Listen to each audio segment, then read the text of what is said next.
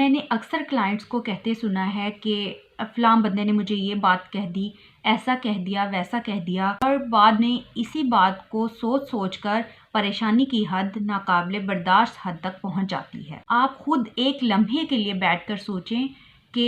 ایک بندے نے آپ کو ایک بات کتنی دفعہ کہی، ایک بار،